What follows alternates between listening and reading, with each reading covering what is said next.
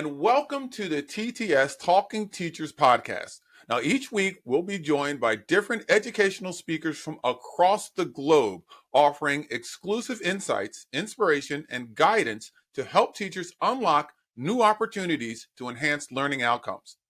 To be the first to hear about future episodes and access follow-up content, including ideas for your classroom, resource recommendations, and more, sign up for exclusive access using the link in our podcast description.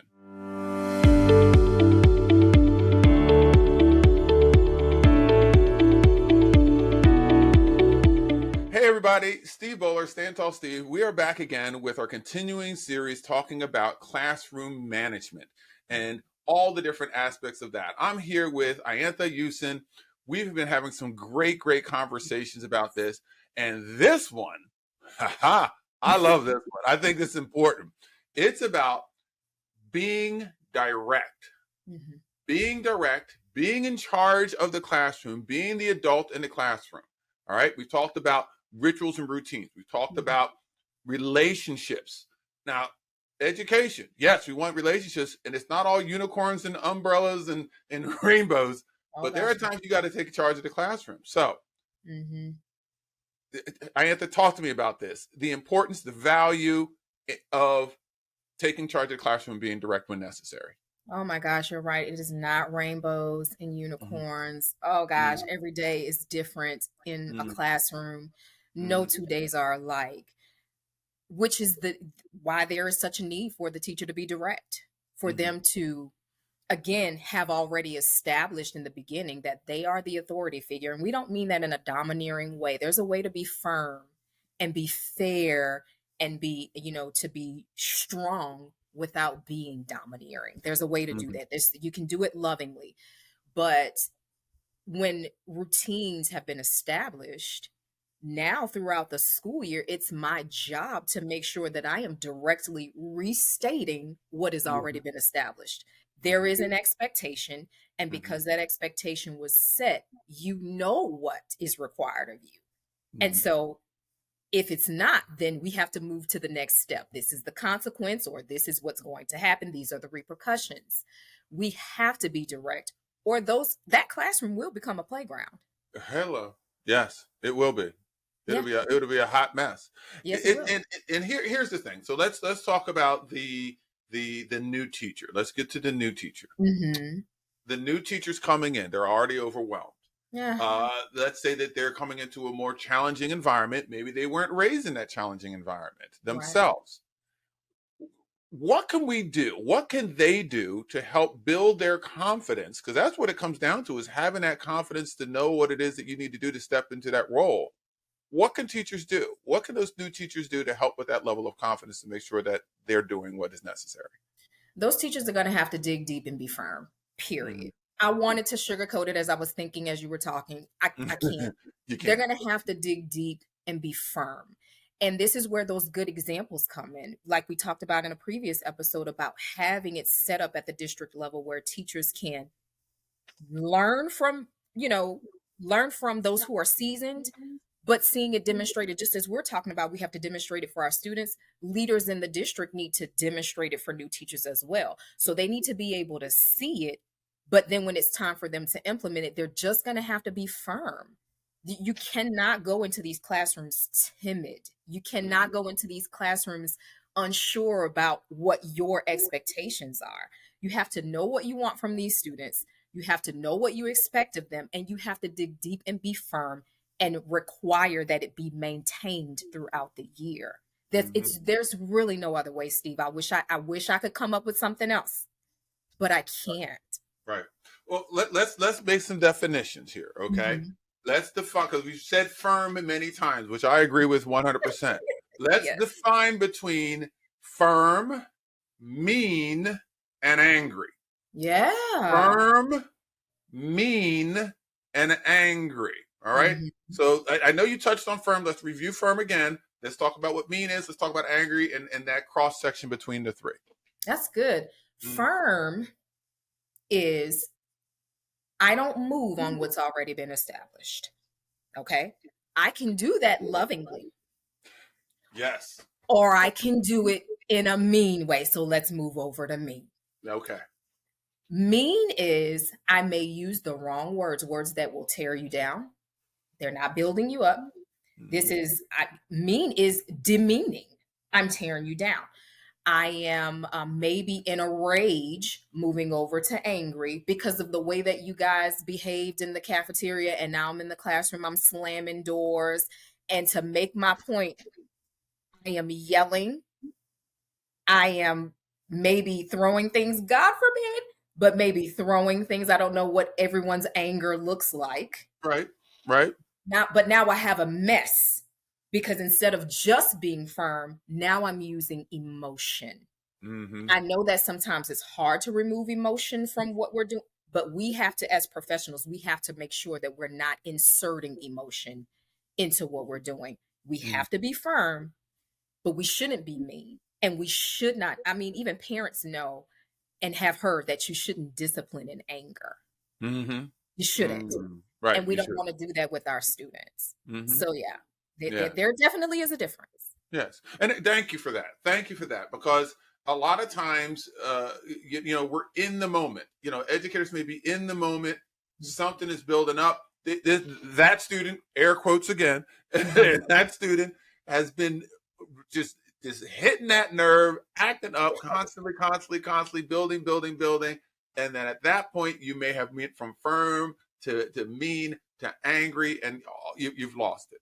Yeah. So I think there's safe to say it's okay for teachers sometimes to take a second, take a minute, get themselves together. Yes. I was thinking that. I was just going there. It's so important, again, that the relationships are set, as we talked about in a previous episode. Because, Steve, there were moments where my students could finish my sentences. Let me set this up for you. Okay. Let's say we just came from the cafeteria and they were being bonkers in the hallway, and they know that's not my expectation. So when we walk into the classroom, there's a little bit of edge in there that everybody's a little tense because they know Miss Ussin's not happy. And so when I walk into the classroom, I close my door and I just look at them. One student may say, now y'all know that's not how she rolled, because that's not what I say. Right? Y'all know that's not how I roll. They can say it for me because of the relationship that's been established. Right. I've said it a few times. There's another time where I would have to say, now y'all know I have to take just a minute. I've had a student say, y'all know Miss Ussin about to have to take a minute because of what just happened, right? Sometimes I would tell my students, because of the way that you behave, y'all, I need to take a minute. I need you to be quiet and I need to be quiet because I want my next words to come out the right way. Students understand that when we tell them that, it's relationship. It is. And you have upset me, and now I need a moment.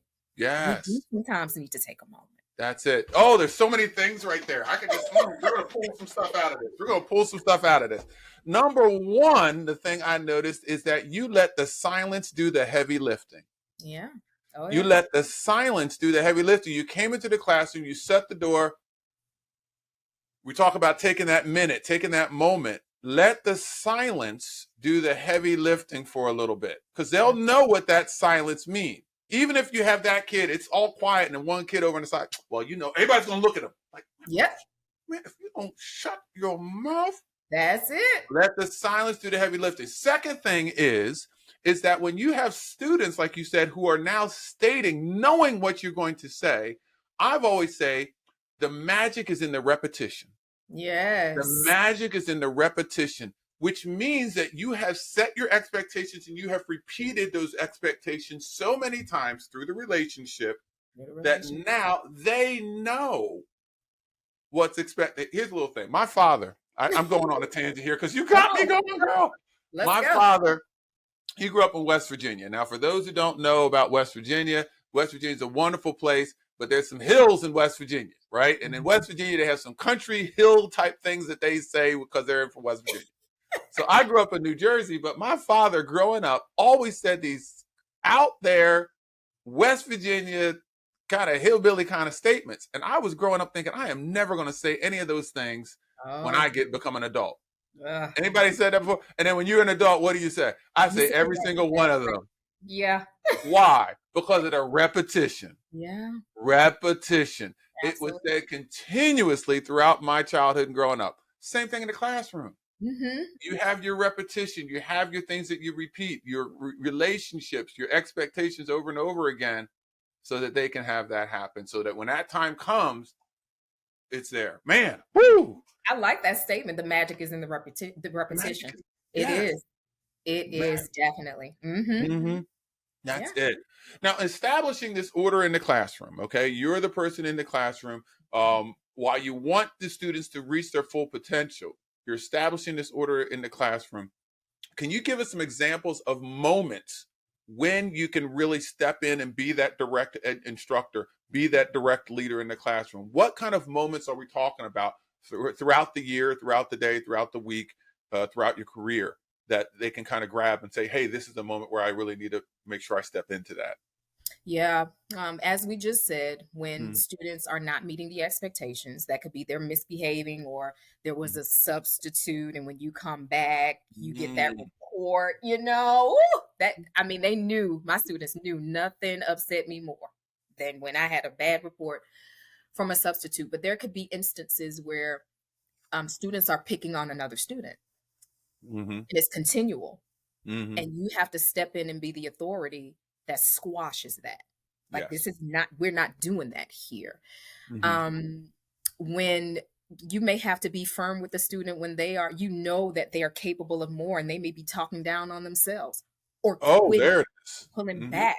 No, mhm. I'm going to step up to the plate for you until you pull back into yourself and you know what you're capable of. Right. There are moments beyond moments where we have Mhm, to step in and show that we are the authority figures, but also being direct in that I am the one who is guiding you here. Be that in your, relation between you with your classmates, be that in your academics, be that in your personal life, because you have those relationships with students where they talk to you about things. mhm, mhm. I'm going to be direct and say, you just told me that you said what to your mom.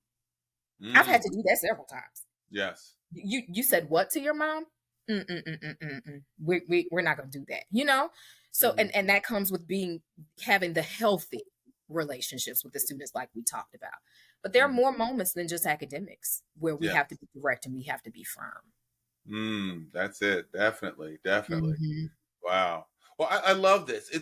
And one of the things that I think can also help is educators talking to other educators, Yeah. sharing, moments, sharing opportunities when you had to do that.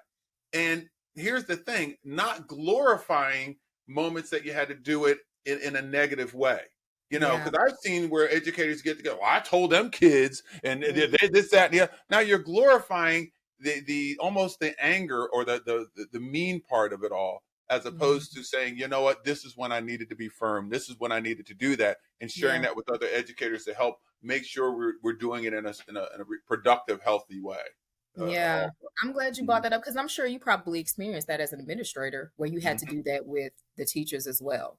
Yeah. Definitely, and it's interesting because there are times that the teacher is coming to say, you know what, I had to be firm. I got to be firm in this class and this, that, and the other. But it's like you're actually being mean. Yeah. You're going too far. I need to pull you back, and I don't want you to skew the whole importance of developing a healthy, positive relationship with yet also still being firm and holding true to that. And that happens by setting clear expectations. This is Yes. what it's about. And this is what you need to do. The, Hmm. the other side of that is I think that teachers, a lot of times, they ask too many questions. Uh, Now, let me and I think you know where I'm going with this. We I, just talked about relationships and the importance of asking questions, but I hmm. also think that they're asking rhetorical questions that aren't necessary. You just need to get to the point and be direct. Yes? Yes. Yeah. This is Mhm. because this is what it is. This is what it's going to be. On Thursdays, guys, this is what we do. I don't care how much you don't like drop everything and read. And I probably wouldn't say it in those terms. I would probably say more like, this is probably not what you guys want to do today, but I know what's best for you. And guess what? This is what we're doing. Mhm. This Mhm. is what we do on Thursdays. This is what we do on Fridays. I know what they're doing, but here's what we're doing. You know, Yes. it's just what it is. I know what's best for you. I would tell my students that all the time. There are certain standards that I have to teach you so that when you leave me in 7th grade, you're ready for 8th grade. And guess what? I'm going to make sure you're ready for 8th grade. So there are going to be moments that you're not going to like it, but this is what it is. Mm-hmm. Exactly. And you're that advocate. You're the advocate for their learning. Yeah. Yeah. You're the advocate for their learning. You're the advocate for their growth. You're the advocate for them. And don't fall prey to, students, upset with you, because that's what's true. They are. Children are going to be upset with adults. But when you know that you are an advocate for their learning, you're the advocate for their health, you're advocate for them, you have to make the right decision to make sure you're moving forward in the right way, making a decision for them. And you need to be firm with that. And I That's think right. that goes a lot of ways. That goes so far. And let me just encourage a teacher out there who's listening. Mm-hmm. You are the teacher who they're going to come back to and say, thank you, Miss Ussin. Thank you, Miss Johnson. Thank you, Mr. Roy, for being firm. That's what I needed. They didn't see it at the time. Y'all, children are fickle. They will love you today. They will hate you tomorrow. And then next week, you're their best friend again. We cannot move with their waves. We can't. We have to be that firm pillar that always remains in place. Yes. They're going to thank you for that later. And it leads to your integrity as an educator. It really does. It leads to your integrity as an educator. Now, my definition of integrity is it's a set of beliefs, values, and actions other people can depend on. That's integrity. What you believe, your values, and then acting those out, and other people can depend on that. So if they can depend on you being firm and consistent, they can depend on you're an advocate for their learning. They can depend on it. They're going to have developing positive relationships. That's good. You're right. They're the ones that are going to come back and say, man, that teacher, fair. That teacher kept their promises. That teacher spoke out for what they believe in. That teacher did what they say they're going to do. That makes all the difference in the world. It really does. Wow. It does. They'll come back and thank you. They will. They're coming. I know that's not why we do this, but I guarantee they're coming. They're coming. Right. That's what it is. That's it. All right. Hey, once again, my name is Steve Bollar, Stand Tall Steve. We have Iantha Ussin, who is here sharing some important information. This is stuff that we need to talk about. Yeah. We need to talk about being in charge of that classroom, being direct when it's necessary, the difference between being direct, mean, and angry, and controlling that classroom, knowing what it is that you want, connecting with other educators to share what it is that you're doing to be able to have that strength to be in control of that classroom and maintain a high level of integrity. All right. Hey, thank you so much. I'm loving this. I hopefully know that you're loving this as well. Loving it. Yeah, this is wonderful. Thanks so much. Yeah.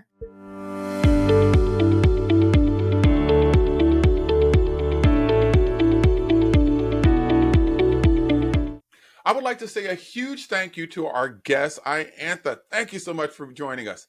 You are joining us and provided such valuable insights. Now, you've been listening to the TTS Talking Teachers podcast with me, Stephen Bollar, also known as Stand Tall Steve, and Iantha Ussin. If you have been inspired by our conversation today in any way, don't forget, you can sign up via the link on our episode notes to be the first to hear about future episodes and access exclusive follow-up content, including ideas for your classroom and ways to shop useful resources.